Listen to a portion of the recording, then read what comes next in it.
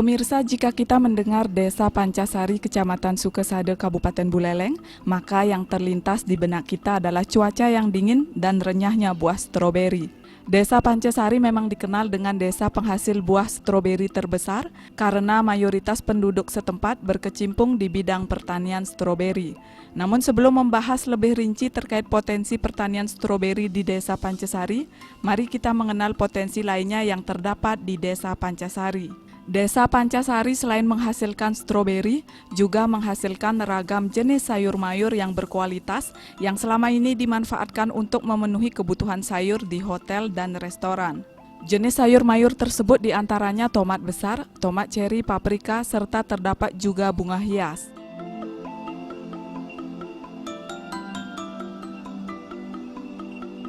Ragam sayur mayur tersebut telah mampu dihasilkan oleh petani dengan kualitas yang tidak diragukan lagi. Namun sayangnya, semenjak pandemi COVID-19, terdapat penurunan pemasaran sehingga petani juga mengatur jumlah produksi di lahan. Nah pemirsa, kini agrobisnis akan mengulas lebih dalam pertanian stroberi di Desa Pancasari.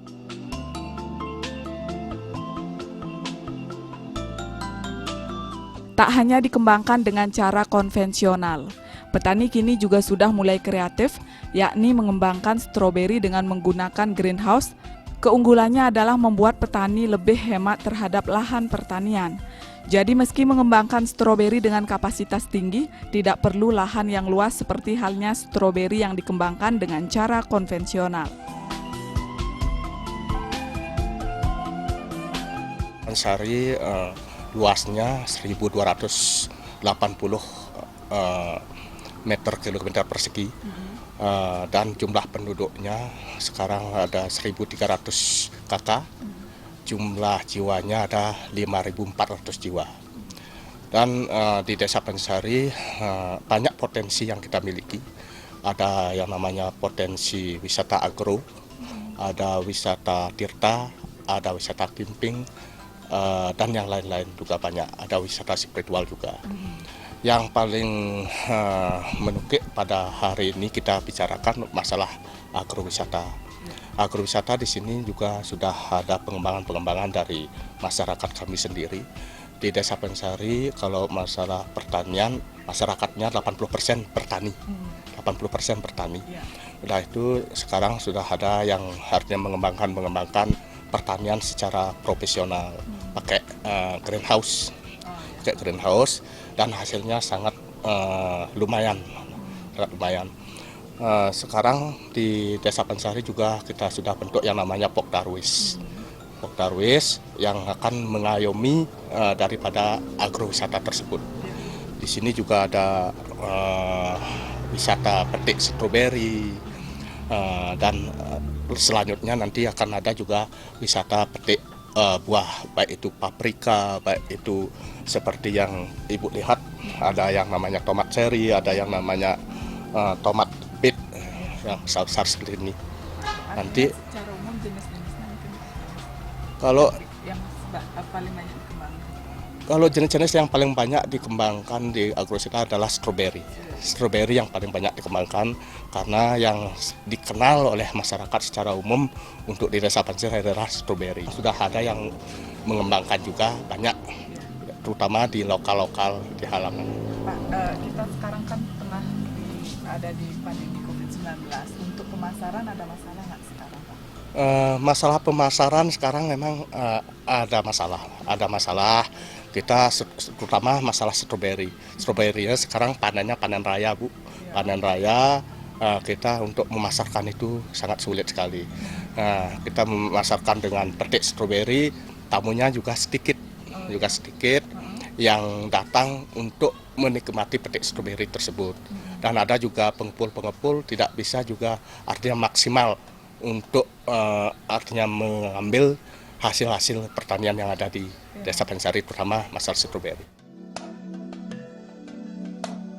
Tak hanya mengembangkan stroberi pada umumnya, yakni stroberi California. Salah seorang petani sudah mengembangkan stroberi varietas baru, yakni stroberi Sachinoka, yang pada mulanya bibitnya diperoleh dari negara Jepang. Keunggulan stroberi Sachinoka yakni teksturnya lebih lembut dan rasanya lebih manis. Jika dilihat dari sisi perawatan, stroberi Sachinoka dengan stroberi California diperlakukan sama, bahkan dikembangkan dalam satu tempat. Pemirsa, harga jual stroberi Sachinoka ini jauh lebih tinggi, yakni mencapai Rp150.000 per kilogramnya.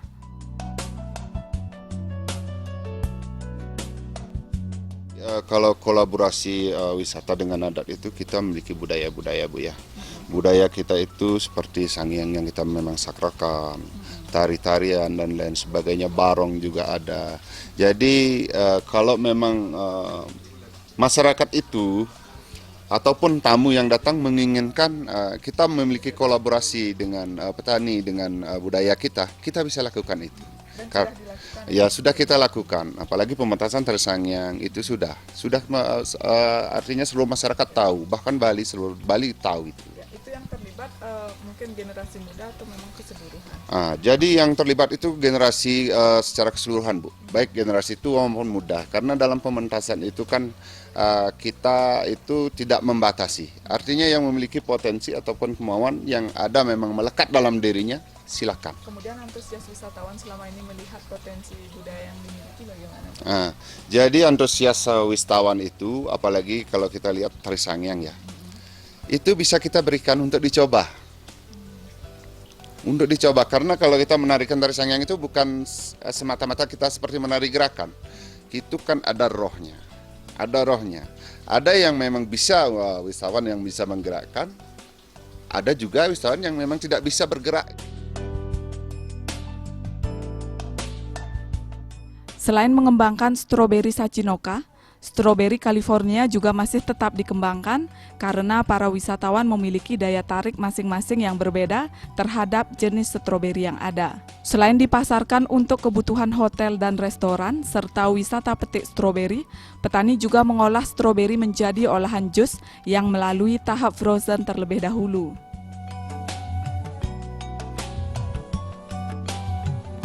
Sistem hidroponik vertigasi tetes.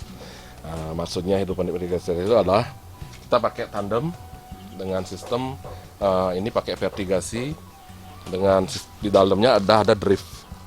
Ini drip ini mengalirkan air ke semua tanaman. Ini drip ini memang sudah dirancang khusus dengan tetesan yang sama. Ini semua tidak perlu banyak tenaga kerja karena penyiraman sudah kita pakai dengan sistem timer seperti ini. Berarti kita bisa bermain di cost di sini. Biaya dari segi apanya lebih dipermudah, Pak? Untuk yang paling dipermudah adalah di tenaga kerja. Kalau ini dipakai manual, siram-siram per lubang, mungkin yang satu blok ini bisa 3-4 hari baru selesai. Tapi kalau dengan sistem ini, kita hanya 15 menit sudah beres semua. Dan tidak pakai tenaga lagi, tinggal tekan di kentop kontaknya udah bisa. Pak, mungkin bisa disampaikan apa sih keunggulan pengembangan stroberi dengan sistem ini daripada di kebun konvensional itu, Pak? Kalau yang pertama dari visual kita lihat kan higienis ya. Keunggulan yang pertama karena kita berbasis pariwisata, otomatis kita harus buat sehigienis mungkin. Nah, karena ini tidak pakai tanah, ini medianya semua sekam bakar, berarti tidak ada pupuk kandang, berarti tidak pakai tanah, berarti kan higienis. Mereka petik langsung dimakan nyaman. Itu keunggulan yang pertama. Yang kedua, dari luasan. Kalau yang dipakai kita dengan sistem hidroponik seperti ini, luasan yang kita ambil kali 5 seperti di lahan. Ini hanya 1 are, di lahan harus pakai 5 are. Karena ini sudah ada sistem piramid ini. Yang 12 cm ini 12 cm sama dengan 1,2 meter di lahan. Berarti kita aman jauh lebih efisien lahan kan. Nah itu keunggulan kita. Terus yang ini pemetikannya gampang, tidak kita harus jongkok kan. Kalau yang di tanah-tanah itu kita harus jongkok, metiknya jongkok, perawatan jongkok. Kalau ini kita dekat dengan berdiri pun udah bisa. Berarti pengunjung nyaman jadinya untuk masuk ke dalamnya, nggak kotor mereka. Terus kita tata memang sudah jadi wisata. Kalau awalnya, kayak kita masuk aja yuk. Ini unggulan kita yang sekarang namanya stroberi Sachinoka. Ini dari Jepang. Awalnya 7 tahun lalu kita kembangkan hanya 4 pohon. Ini 4 pohon. semua yang datang ke sini semuanya minta stroberi Jepang, karena biar gampang mereka ngomong, dibilang stroberi Jepang, stroberi salju, karena dia ada ciri khas putih-putihnya ini. Dia bilang stroberi salju iya, stroberi Jepang iya. Kadang-kadang dibilang stroberinya apa namanya itu jamuran, nggak diambil, tapi setelah dijelasin ternyata ini paling enak. Kita kasih teman-teman kita yang di Indonesia itu koleksi hanya beberapa pohon. Berarti tetap Bali punya keistimewaan, yaitu stroberi Jepang ini. Awal mula memperoleh bibit ini gimana Pak? Awal mula memperoleh bibit ini, pertama kita dapat dari tamu, dari 4 pohon kita hadiah karena mereka sering ke sini. Dari 4 pohon ini berkembang 7 tahun, sekarang sudah 5.000 lebih. Sekarang memang sering dipantau ke sini, dan nanti mungkin bulan lalu mereka berkunjung ke sini menjanjikan sesuatu yang beda lagi untuk tahun ke depan. Nah, mudah-mudahan datang bibit yang beda lagi. Pak, kalau dari segi perawatan seperti apa sih Sachinoka ini? Kalau dari segi perawatan, karena dia batangnya agak panjang, Sachinoka itu batang daun panjang, terus batang buah juga panjang. Berarti mereka tidak boleh taruh di bawah, karena dia tidak. Ini cepat patah loh. Kalau Sachinoka sedikit aja ke gondok patah dia ini. Berarti mereka harus ditaruh di paling atas karena biar nggak kesenggol. Nah, perawatannya hampir sama. Sachinoka itu mereka berbuah dan bersulur. Ini sulur pembibitan Sachinoka kayak ini. Ini mereka berbuah, buahnya aktif dan tetap bersulur. Berarti ini keistimewaan kita. Nah, kalau stroberi yang biasa, kalau dia bersulur nggak mau berbuah, pasti rata-rata mereka mengeluarkan sulur aja. Berarti pengembangbiakan. Terus untuk pembuahan nanti harus dihilangin sulurnya. Itu kayak itu. Kalau Sachinoka tidak, rata-rata semua dia berbuah, ada sulur juga banyak. Nah, yang stroberi biasa, ini stroberi biasa, setiap mereka bersulur dia nggak ada buah.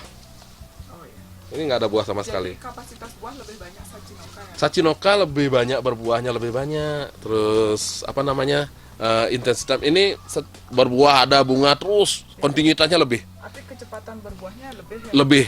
Karena Sachinoka lebih banyak, rumpun juga lebih banyak kan, kelihatan. Dan mereka tidak ada musim. Karena dia, tapi untuk sementara, karena buahnya itu juicy, dipegang aja kadang-kadang lecet. Pemirsa, ketika petani berusaha dengan kreatif memadukan pertanian dengan pariwisata, maka akan memberi nilai tambah lebih. Pemasaran dengan sistem petik stroberi akan memberikan nilai tambah yang lebih kepada petani. Untuk ke depan, wisata petik stroberi ini memiliki peluang yang menjanjikan.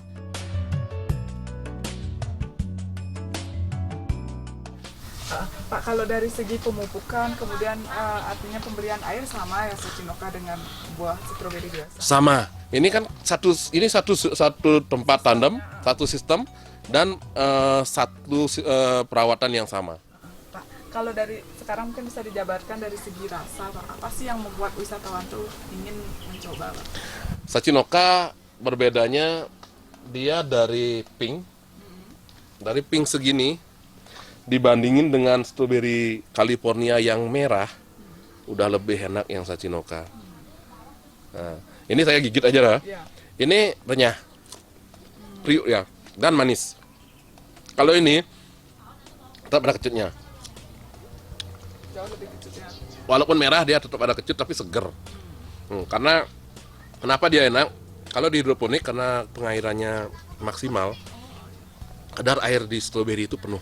Berarti tetap juicy. Itu keunggulan kita. Kalau yang di tanah, mereka pasti ada kekeras-kerasnya. Nggak mau sejuicy dan banyak airnya kayak ini. Pak, Bapak selama ini melihat minat masyarakat, khususnya wisatawan, lebih tertarik dengan Sachinoka atau yang biasa, Pak?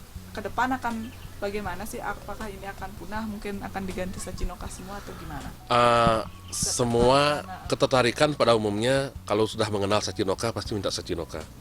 Karena menjadi sebuah ikon kami. Setiap orang datang ke sini yang sudah pernah ke sini, bahasa mereka pertama pasti Sachinoka berbuah nggak. Berarti itu sudah jadi ID kan? Wah, Pak Sachinoka berbuah, pernah ke sini. Dan mereka rata-rata minta Sachinoka. Kalau yang ini tidak mungkin dipunahkan karena tidak semua orang senang manis. Karena stroberi juga rata-rata kan harus ada kecutnya. Kalau tamu asing nggak mau dia yang manis. Berarti Sachinoka itu disukai oleh wisatawan domestik. Domestik kita, karena pemikiran semua orang bahwa stroberi dari penampilan itu semuanya kelihatan manis, imut dan manis kan. Tapi setelah dirasa kecut. Nah, sekarang kita buktikan bahwa stroberi itu ada yang manis. Nah, dari itu orang-orang kita yang di lokalan kita kebanyakan minta yang ini. Pak, sampai saat ini apakah semua masyarakat sudah mengenal Sachinoka atau belum gitu? Saya rasa belum. Teman-teman kadang-kadang yang dari jauh datang ke sini, sampai dari luar kota. Kadang kemarin juga dari Belanda juga datang ke sini membuktikan bahwa Sachinoka itu ada, dan memang betul manis.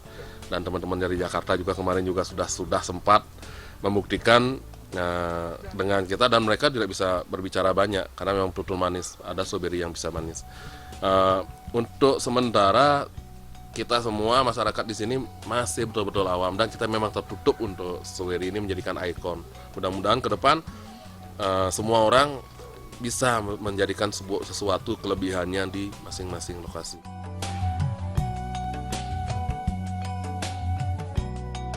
Pemirsa, sampai di sini agrobisnis kali ini. Terima kasih atas perhatian Anda dan sampai jumpa.